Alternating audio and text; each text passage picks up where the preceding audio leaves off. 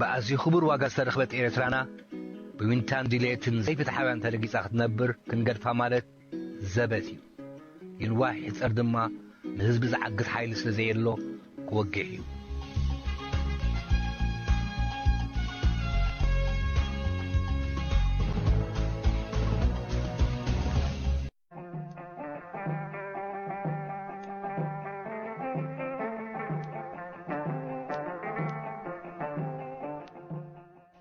ፖለቲካዊ ፍሕሕታን ግብረ ሽበራን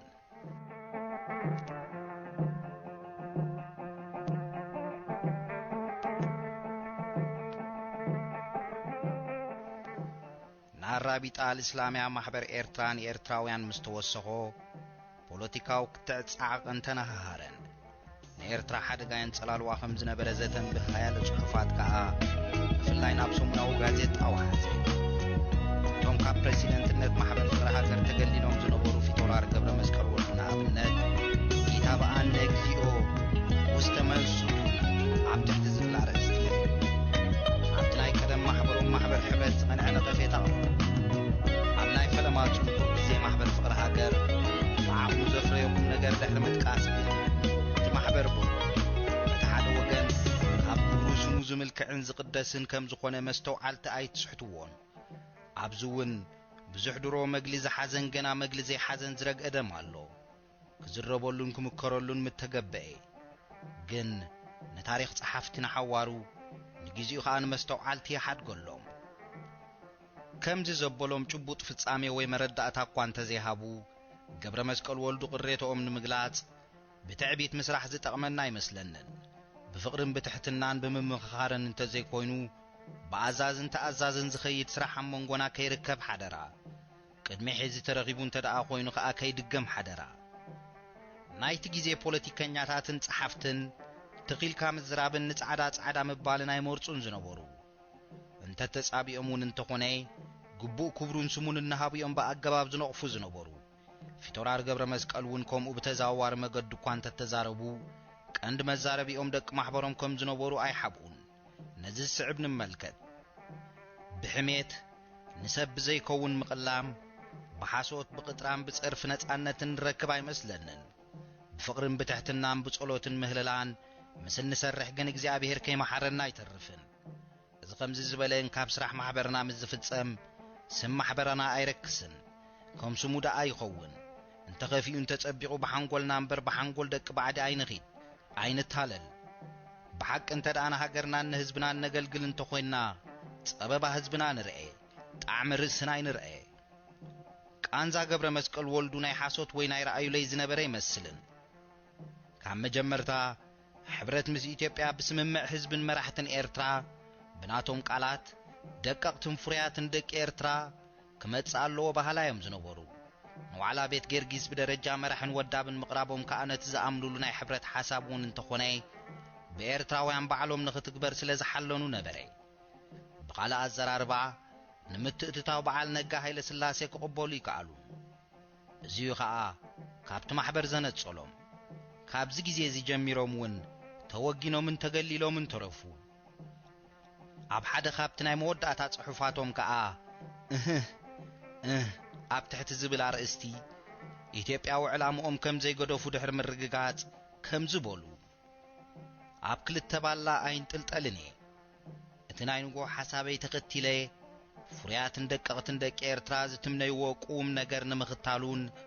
ንምምሕያሹን ዘለን ቁሩብ ክጽምበሬ ክጽዕቴ ባህላዬ ስለዚ ሓማያይ ጠቓራይ ዓድዋዓል ብሓደ መሳልል ገቢሬ ናብ ሓደ ርሻን ደይበይ ብዝደየብኩ ነታ መሳልልቶም ዘደየቡኒ ወይቶም ክዲብ ከለኹ ዝረአይኒ ቁርባት ሰባት ምእንቲ በኣ ገቢሬ ከይወርድ ነታ ዝደየብኩላ መሳልል አልጊሶማ ንግዚኡ መውረድ ሲኢነ ከመይ ቢለ ከም ዝወርድ እሞ ምስቶም ብዙሓት ሓዋተይ በቲ ንኹልና ዝጠቅም መንገዲ ክሰማማ ኣሓስብን ብቁርቁርን የዘለኹ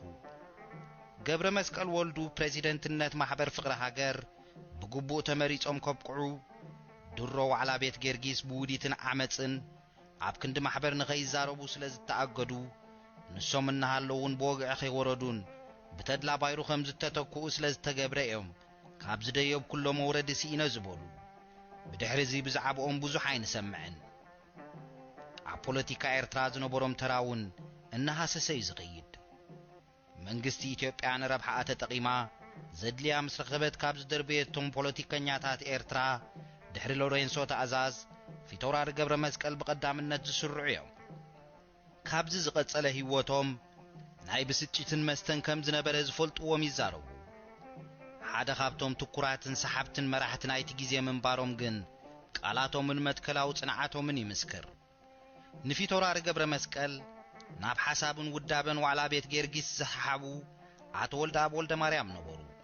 አቀድማ ቢልና ምምስራት አራቢጣ ብልዕል አቶ ወልደአብ ፈጢርዎን ዝነበረ ስግኣት ጠቂስና ነርና ቀኛዝማች ብርሃኑ አሕመድ ዲና ብልዕልዮም ንዝሰንዘርዎ ነቀፌታውን አስፊሕና ተዛሪብናሉ ኩልኩም ዝፈልጦ ኣብ ዓለም ፖለቲካን ካብ ዝኣቱ ክሳብ ዕለቶሞቶም አቶ ወልደአብ ሓደ ካብቶም ንሓድነት ህዝቢ ኤርትራ በርቲዖም ዝተቃለሱ ሃገራውያን እዮም ዝነበሩ ብዛዕባ ናጽነትን ሉዓላውነትን እቲ ሃገር ዝነበሮም ኣመላኻኽታ ግን ምስትበብ ግዚኡ ዘጓንፍ ዝነበረ ሕልኽላኻትን ሓደጋታት ምምቕቃልን ይፈላለ ነይሩ እዩ ኣብ ዋዕላ ቤት ጌርጊስ ዝወደብዎ ናይ ምትዕራቕ ወይ ውዕል ምስ ኢትዮጵያ ዝምባለ ከም ኣብነት ክጥቀስ ይከኣል ኣራቢጣ ኤርትራን ኤርትራውያን ምስ ተመስረቱ እሞ ግብረ መልሲ ማሕበር ሕብረት ድማ ተጓናጽና ኾነ ምስ ከደውን ወልደአብ ደጋፍን ኣባልን ኤርትራን ኤርትራውያን ክነሶም ፍልይ ዝበለ ሓሳብ ከቕርቡ ፈቱም ኤርትራ ንመን ኣብ ትሕቲ ዝብል ተኻታታሊ ዓንቀጻት ሰሙናዊ ጋዜጣ ኸኣ ነቲ ሽዑ ይኹን ሕጂ እውን ዘዛርብ እማመታቶም ዘርግሑ ኣብዚ ጽሑፎም እዚ ወልደአብ ካብ ንኹላቶም ኤርትራ ትግባኣና ዝብሉ ዝነበሩ መንግስታት ኤርትራ ንኢትዮጵያ ከም እትቐርብን ንዓውን ከም እትግባእና ትሪሮም ተማጎቱ እኳ ደኣ ካብቲ ከም በዓል ተድላ ባይሩ ገብረ ሚካኤል ጉርሙ ዘበራቂትን ገብረ ዮሐንስ ተስፋ ማርያምን ዝኣመሰሉ ቀንዲ ተሓለቕቲ ሕብረት ዘቕርብዎ ዝነበሩ ሙጉት ዝበለጸ ነጥብታት ብወልደአብ ቀረበ ንሶም ባዕሎም ከም ዝብልዎ ድማ ቁጽርታት እቲ ዓንቀጽ እናወሰኸ ምስከደ ወገን ቀይሮምን ሰዲዖምን እናተባህሉ ተሓሚን ተወቕሱ ናይ ወልደአብ ዕላማ ግን ብሓቂ ሰዲዖ ምስ ሕብረት ንምጥላብ ዘይኮነ ነቲ ሙጉት ናይ ሕብረታውያን ተቐቢልካን كنيون تحلق مسيلكان كتفرسوم فتاني مسل مخنياتو قدم يكون شعو وين زمتص ኤርትራና ኢትዮጵያ መዃና ብዘይ ወላውል ድሕር ምግላጾም ልቅብ ምባል ሙጉቶም በመትራርውን ነዚ ሕብረትና አገባብን ስርዓትን እንተገበርናሉ ዶ ያሐይሽ ወይ ከኣ ከመቕሓ ንግድ ወይስ ከምዝ ዝነባ ከብት ስቂልና እንተ ሓበርና ያሐይሽ ነዚ ናይ ሕብረትና ጉዳይ ንሕና ኤርትራውያንውን ክንጽበሮ ይግባአና ዲስ ወይ በመንግስቲ ኢትዮጵያን በተን አርባዕተ ዓበይት መንግስታትን ጥራይ ዝውዳ ጉዳይ ይቦሉ አንቀጻት ናይቲ ጽሑፍና ወሰኸ ብዝኸደ ቃና ወልደአቡን ዝያዳ ተነጸረን ተረረን ነቲ ምስ ኢትዮጵያ መንግስትናን ህዝብናን ውዕልን ጸብጻብና የድልየናን ዝብል ዝነበረ መርገጽ ማሕበር ሕብረት በቀጥታ በመጥቃዕ ድማ ከም ዝኽብሉ መለስሉ ርግጽካዩ ከምናቶም ሓሳበት ድኻን ሰነፍን ይውዕልን ጸብጻብን ዝደልምበር እቲ ሓያልስ ውዕል ዝበሃላ የድልዮን እዩ ውዕልን ጸብጻብን ምልክት ስርዓትን ንጽህና ልብን ይምበር ምልክት ጥርጣረን ሕመቕን አይኮነን ካብቶም ሕብረት ምስ ኢትዮጵያ አይደሉን ዝበሃሉ አብድፍን ሐማሴን አብድፍን ሰራዬ አብድፍን አኮሎግዛይ ዝርከቡ በዕድመን በኡምሮን በጠባይን ዓበይትን ወራዙትን ዝኾኑ ሰብኡት ዶ ኣብዚ ሕብረት ምስ ኢትዮጵያ ሓንቲ ኢትዮጵያ ዝብል ሓድሽ ፖለቲካ ኣብ ምኽሩን ኣብ ዝኽሩን ኣትዮም ኣለዉ እዮም ዘማኽሮም ሰብከ ኣሎ ዶ ኣይፈረምካን እምበኣርከስ ንስኻ ጸላእ ንጉስን ሃገርን ኢኻ ተባሂሎም ምእንቲ ከይሕመዩን ከይጽረፉን ነቲቶም መራሕቲ ሕብረት ዘዝበልዎ ኩሉ እሽን ኣሜንን እናበሉ ተቐቢሎም ስቕ እንተበሉ ከከብዶም ከሰል ሓቂፉ ከም ዘሎ ዶ ዝጠፍኦ ሰብ ኣሎ እዩ ነዞም ኣብ ኤርትራ ዘለዉ ዓበይትን ወራዙትን እቶም ኣብ ኢትዮጵያ ዘለዉ ሚኒስትራትን ዳይሬክተራትን እዮም መዛርብቶም እሞ ካብ ዓበይቲ ደቀባት ኤርትራ ዶ ምስ ዓበይቲ መንግስቲ ኢትዮጵያ ብዛዕባ ዝዓቢ ጉዳይ ኤርትራ ተዛሪቦምን ተዛትዮምን ይፈልጡ እዮም አንታ ኽቡር አንባቢ ኣረ ከመይ ጌርካ ኢኻ ነዚ ዓቢ ጉዳይ እዚ ኣፍኩስካ ትሪኦ ዘለኻ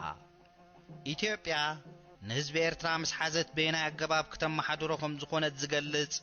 ሓደ ሰፊሕ ዝርዝር ናብ ባይቶ ሕቡራት ሃገራት ከም ዘቕረበት እሞ እዚ ድማ ብዘይ ኣፍልጦን ልዝብን ምስ ህዝቢ ኤርትራ ስለ ዝተገብረ ድሕሪ ምንቃፍ ወልደአብ ነዚ ዝስዕብ ወስኹ ጓል ክትምርዖ ኸላ ደኣ نسا تشفينا سقيلا خلاص أنا ودخم أنا حوخم كمزن غيرك كحدرات ألغكو النابل كابداس يفكر امبر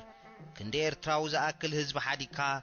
نابايتو حبرات منقستات دم حليفكاس هابونو دا امبر كمز غيرك محادرة يمبال منم كوانا يباتنت حالة زلوو صبوق حساب انتخوني نهزب قبو كبرت زهبو يمسلنن أمود أتانا يزنوي حنز التوساسبن صحوف أتو ولد أبن قداي قوانقوا يلعلمو قوانقوا محرنيا بلعل زي فلت هزبنا قوانقواتي كم مفردن من محادرن بتصغط من قاسو قنوع سلا زي كون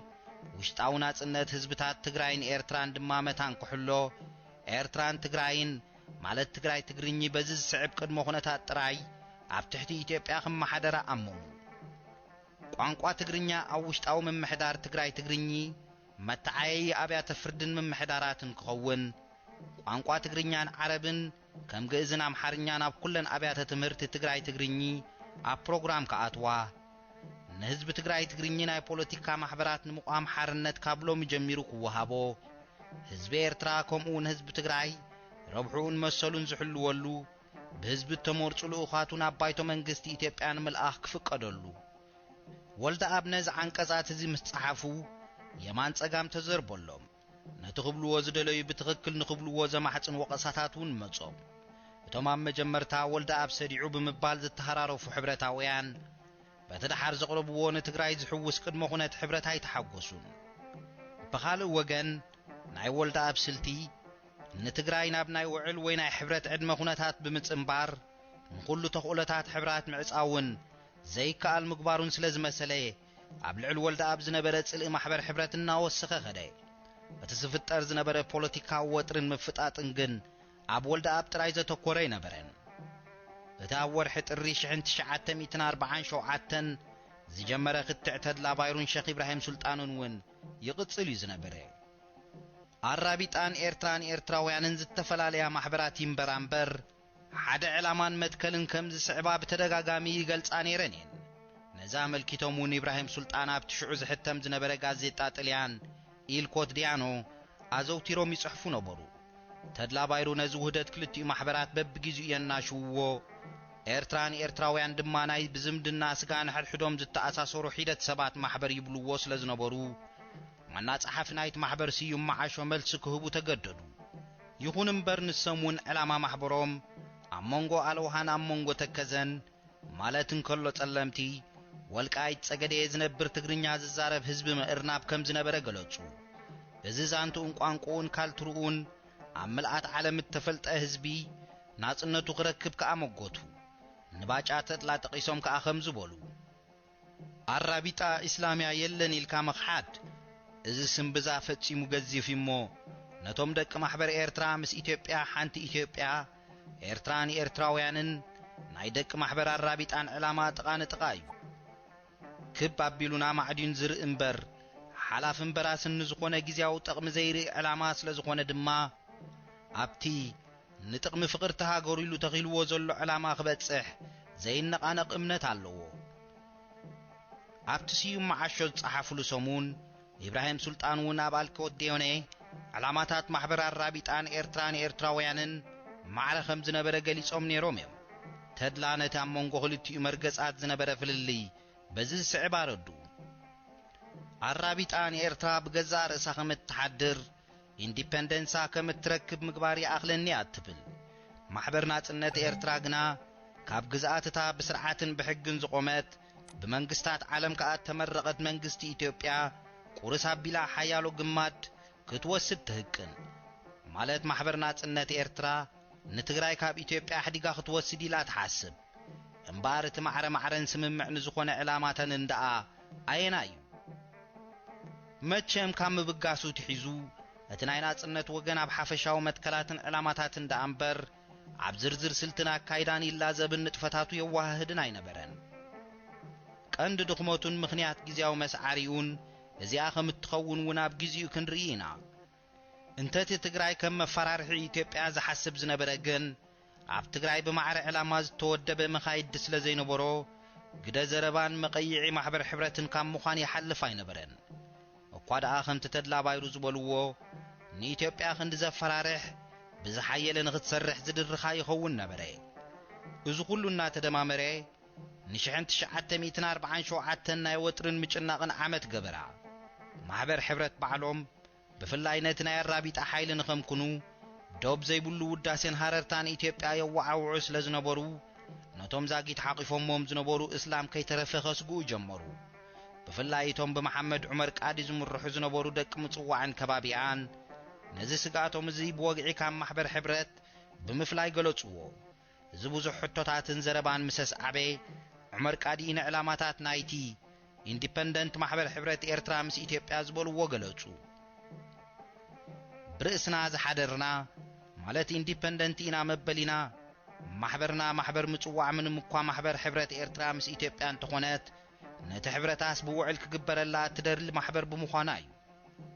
እቲ ማሕበርና እትደልዮ ዘላ ውዑል ንጥቕሚ ሃገርናን ህዝብናን ዝኸውን እታ ማሕበርና ባዕላ ዝመሃዘቶን ዝመደቦቶን ውዑል ይምበር ምስ ካልኦት ማሕበራት ተመኺራ ወይ ዝተማዒዳ ዝገበረቶ ምንም ኣይኮነን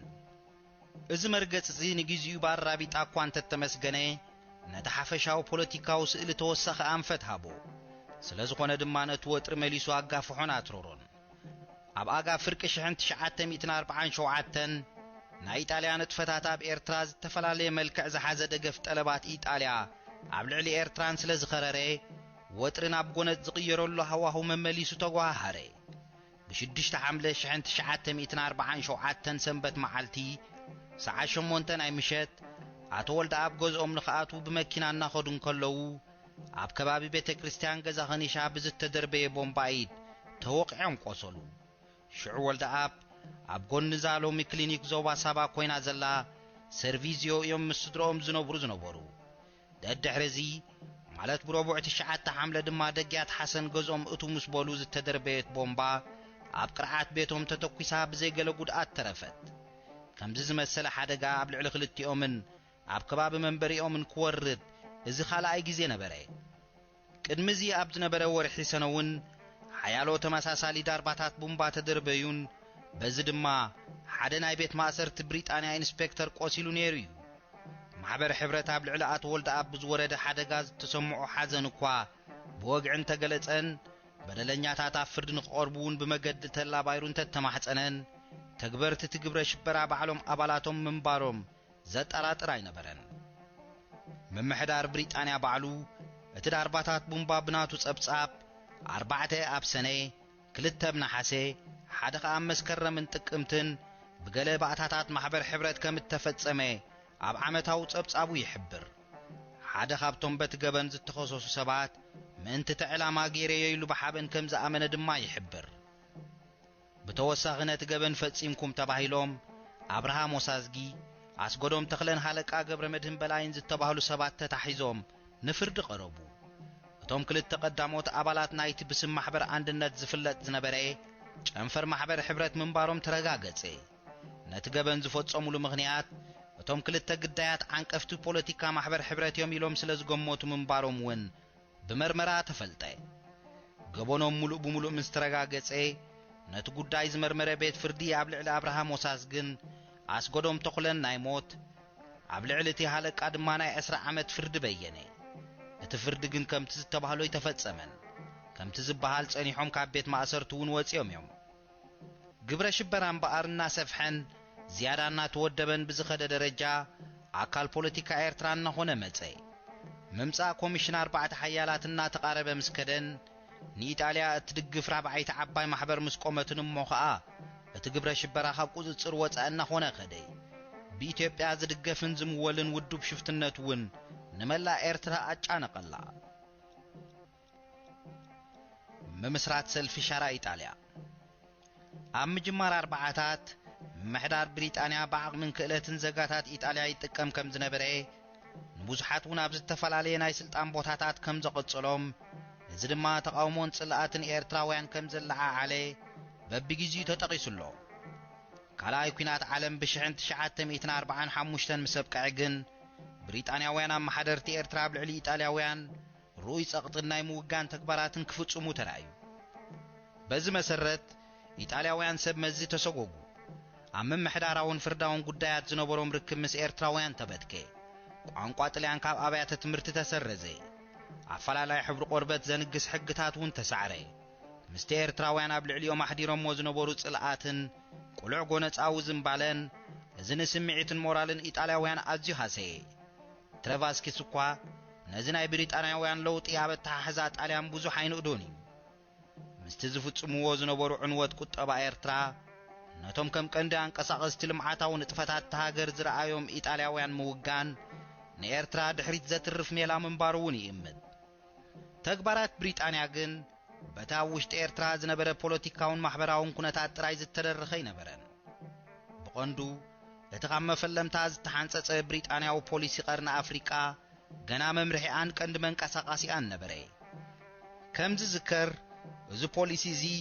ንኦጋዴንን ክፋላት ኬንያን እትሕውስ ዓባይ ሶማልያ ብምቋም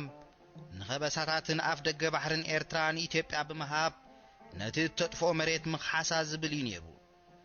ብመሰረት ስምምዓት ዋዕላ ፓሪስ ብሪጣንያ ነዚ ሜላ እዚ ብዘይ ስምምዕ ሰብ ኪዳና ማለት ፈረንሳ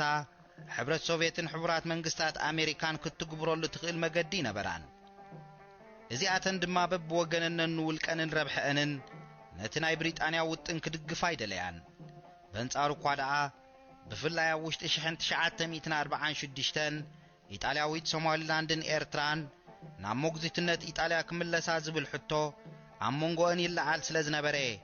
ብሪጣንያ ዝክኾነሉ ዘይክእል ባታ ክተጣጥሕ ብዙሕ ጻዕረት ነዚ ብዝምልከት ንኣብነት ናይ ብሪጣንያ ሚኒስተር ጉዳያት ወጻኢ ኤርነስት ቤቪን ብ13 ሰነ 1946 ምስ ኣኽሊሉ ሃብተወልድ ተራኸበ ኣብዚ ኤርትራን ሶማሊላንድን ናብ ኢጣልያ ይመለሳ ዝብል ሓሳብ ስለ ዝመጸ ንዑ ንምቁዋም ነቲ ናይ ዓባይ ሶማልያ ሓሳብ መሊሱ ከም ዝደፍኣሉ ቤቪን ንኣኽሊሉ ሓበሮ ኣኽሊሉ ብወገኑ ንኦጋዴን ሰሊዕኻ ካብ ኢትዮጵያ ምፍላይ ንሃገሩ ኣዝዩ ከም ዝቆጥዓ ድሕሪ ምሕባር ኣብ ክንድኡ ወደብ ዛይላን ኤርትራን ንኢትዮጵያ ክወሃባ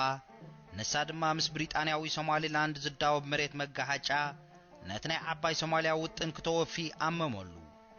ቤቪን ኣብ ዝኾነ መብጽዓ ከይኣተወ እቲ ጉዳይ ውዒሉ ሓዲሩ ብዝያዳ ንውድብ ሕቡራት ሃገራት ከም ዝምልከት ጥራይ ኣመተሉ ኣብ ውሽጢ 1946 ከምኡውን ክፋል 1947 ነዚ ዝመስል መልእኽታትን ሰነዳትን ንረክብ ንብሪጣንያ ምዕዋት ሓፈሻዊ ውጥና ኣብ ዋጋ ዕዳጋ ዝኣቱ ይነበረን ምምላስ ኢጣልያ ናብ ኤርትራ ነዚ ከም ዝዕንቅፍ ስለ ዘይተጠራጠረት ያምበኣር ኣብ ልዕሊ ኢጣልያውያን ዜጋታት ነዚ ኣብ ላዕሊ ዝተጠቕሰ ስጉምታት ክትወስድ ዝጀመረት ኣብዚ እዋን እዚ ፋሽስትነት ኣብ ኢጣልያ ወዲቑስ ኣቦትኡ ከም ንግስነታዊ ሪፐብሊካዊ ክርስቲያን ዴሞክራሲያዊ ማሕበርነታውን ዴሳውን ዝመሰለ ሰልፍታት ጠጢዑ ነበረ ትሬቫስኪስ ከም ዝብሎ እዘን ሰልፍታት እዚኣተን ባንዴራ ኢጣልያ መሊሳ ኣብ ኤርትራ ከተንበልብል ወይ ከዓ ኣብ ልዕሊ ኤርትራ ክውሰንን ክትከልን ኣብ ዝኽእል ናይ ሞግዚትነት ቤት ምኽሪ ክሳተፋ ዝደልያ ነበራ ንድሕነት እቶም ገና ኣብ ኤርትራ ዝነበሩ ዜጋታትን ክብላ ድማ ልዕሊ ሞግዚትነት ብሪጣንያ ንሕብረት ኤርትራን ኢትዮጵያን ጸልኣን ንዝኾነ ተኽእለታቱ ኣበርቲዐን ክቃወማ ጀመራን ነቲ ብሪጣንያ ትውጥኖ ኣላ ዝበልኦ ምምቕቓል ኤርትራ ናብ ከበሳን ቆላን እውን ብተመሳሳሊ ነጸግኦ እዚ ይኹን እምበር ናይ ኢጣልያ ፖለቲካዊ ንጥፈት ኣብ ኤርትራ ክሳብ 1947 ዳርጋሉኡም ጸንሐ ኣብ ምጅማር 1947 ግን እቶም ኣብ ሓድሕዶም ዝጋራጮውን ዝቋያቑን ዝነበሩ ኢጣልያውያን ነበርቲ ኤርትራ ሓደ ንዖም ዝውክል ክሪየ ዝተባህለ ሽማግለ ወይ ኮሚቴ ኣቆሙ ፕሬሲደንት ናይት ኮሚቴ ዶክተር ቪንቸንዚዮኔ ዲሚሊዮ ንኢጣልያ በፂሑ ምስ መጸ እቲ ኮሚቴ ከም ኣፈኛ ናይ መንግስቲ ኢጣልያ ኮይኑ ከገልግል ጀመረ ኩሉ ጽሑፋቱ መንግስቲ ኢጣልያ ንኤርትራ ንምስልጣን ዝገበረቶ ኣስተዋጽኦ ዝውድስ ኮይኑ ኢጣልያ ነቲ ተልእኾ ክትቅጽል ዘማሕጽን ነበረ እዚ መንግስቲ ኢጣልያ ባዕላት ትቁስቁሶ ዝነበረት ፕሮፓጋንዳ ብሪጣንያ ኮነ ኢላ ቁጠባ ኤርትራ ትዕኑ ከማዊ ግጭታት ብምውላዕ ድማ ናይ ከፋፊልካ ግዛእ ትልማ ትትግብር ኣላ ክብል ከሰሰ እቲ ምጉት ኣብ ኤርትራ ንዝነበሩ ኢጣልያውያን ጥራይ ዘይኮነ ነቶም ኢጣልያ ስለ ዝተሳዕረት ስራሕ ዝሰኣኑ ዜጋታት ብፍላይ ድማ ዓሳክር ኢጣልያ ንዝነበሩ ኤርትራውያን ንምስሓብ ዝሓለነ ነበረ ምናልባት ከም ቀጥታዊ ውጽኢት ናይ ዝጻዕሪ ዝኸኣ ኣብ ከባቢ መጋቢት 1947 ፍረ ከርኢ ጀመረ በዚ መሰረት ب30 መጋቢት 1947 ሓደ ብስም ማሕበር ዓሳክር ኢጣልያ ዝነበሩ ዝፍለጥ ውድብ ቆመ። ኣባባ ሻውል ጥቃ ምሕራድ ስጋ ቤት ጽሕፈት ከም ዝኸፈተን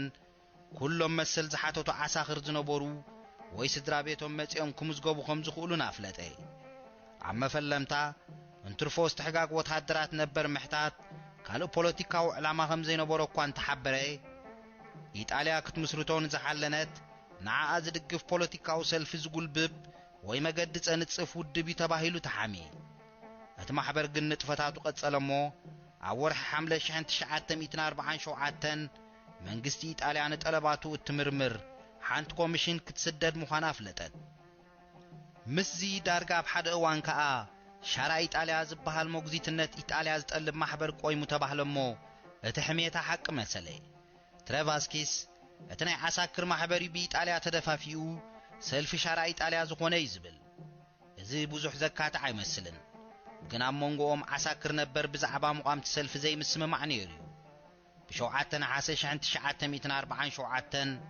ብስም ማሕበር ወታደራት ዝጸሓፈ ፕሬዚደንት ኣዝማች ኣስፋህ ሓምቢር ኣብ ከረን 10 ዝኾኑ ጣልያንን 30 ዝኾኑ ደቂ ሃገርናን ሓዲስ ማሕበር ከቑሙን ባንዴራ ጣልያን ከዕድሉን ገንዘብ ውህፍቶ ከፍስሱን ወዓሉ ክብሉ ኸሰሱ። ቀጺሎም ቶም ሰባት ንዓሳክር ነበር እናጸውዑ ነዛ ባንዴራ ጣልያን ከይትጠልማ ይጥለም ካዶ ኣምላኽ እናበሉ 3 ሰብኣይ ንሓደ ከተማ ምስ ባንዴራኦምን መምስ 20 ጅኔን መስሪያ ቤቶም ክኸፍቱ ንዓሳክር ጣልያን ዝነበሩ ድማ ጣልያን ፍተው ዘይፎቶ ኣይትጽሓፉ እናበሉ ከታልሉ ተኣዚዛቶም ከይዳቶም ኣለዉ በሉ። ነዚ ተግባር እዚ ብምኹናን ማሕበር ዓሳክር ናጻ ካብ ፖለቲካ ዝኾነ ንመሰልቶም ኣባላቱ ድማ ዝጣበቕ ምዃኑ ኣጥቢቆም ኣሰምዑ። ካልእ ነዚ ዝመስል ጽሑፋት እኳ እንተወፀ ንማሕበር ሻራ ኢጣልያ ካብ ምምስራት ክኽልክል ኣይከኣለን። እዚ ምስ ኮነ ማሕበር ሕብረትን ኣራቢጣን ቅጽበታዊ ናይ ተቃውሞ ድምፆም ኣስምዑ። እቶም ነቲ ማሕበር ዝመስረቱ ዜጋታት ከዓ ብክሕደትን ሃገር ምሻጥን ተወንጀሉን መጠንቀቕታታት ተዋህቦምን። እቲ ማሕበር ወታደራት ንኽፈርስ ከዓ ንምምሕዳር ብሪጣንያ ሓተቱ። እቲ ምምሕዳር ነዚ ጥርዓናት ክልቲኡ ተጻራሪ ማሕበራት ብምስምማዕ ንማሕበር ወታደራት ነበር ሰረዘ። መራሕቲ ናይቲ ዳሕረዋይ ብወገኖም ስም ማሕበሮም ናብ ሻራ ኢጣልያ ወይ ድማ ፕሮ ኢጣልያ ብምልዋጥ ፖለቲካዊ ሰልፊ ንኽምስርቱ ሓተቱ። ትሬቫስኪስ ከም ዘዘንትዎ ተቃውሞ ሕብረትን ኣራቢጣን ኣዝዩ ስለ ዝበርትዐ እቲ ምምሕዳር መልሲ ከይሃብ ወርሒ ቢሉ ጸንሐ። ምስ ፈቐደ ድማ ሰልፊ ሻራ ኢጣልያ በስመራ ጥራይ እምበር ኣብ ከረን ቤት ጽሕፈት ከይከፍት ከምኡውን ኢጣልያውያን ዜጋታት ኣባላት ማሕበር ከይኮኑ ወሰነ። እዚ ቅድመ ኩነትን ውስንነትን እዚ ኣብ ካልኦት ማሕበራት ዘይተፈጸመ ንሻራ ኢጣልያ ጥራይ ዝምልከት ነበረ። ከምዚ ኢሉ ኣብ ኤርትራ ሳልሳይ ዓቢ ሰልፊ ቆመ። ምስታ ናይ በዓል ብላታ መሐመድ ዑመር ቃዲ ናጻ ማሕበር ሕብረትን እታ ኸበር ራቢጣ እስላምያ ዝተፈንጨለት ጸኒሕና እውን እንዛረበላ ብደቂ ቀይሕ ባሕሪ ዝቆመት ሃገራዊ እስላማዊ ሰልፍን ኩለን 5 ሰልፍታት ቆማ ማለት እዩ። ኣብ ልዕሊ እዚአን ኪሬን ማሕበር ኢጣልያ ኤርትራውያን እንትበሃል ንሓናፍጽ ጥራይ ትጥርንፍ ማሕበር እውን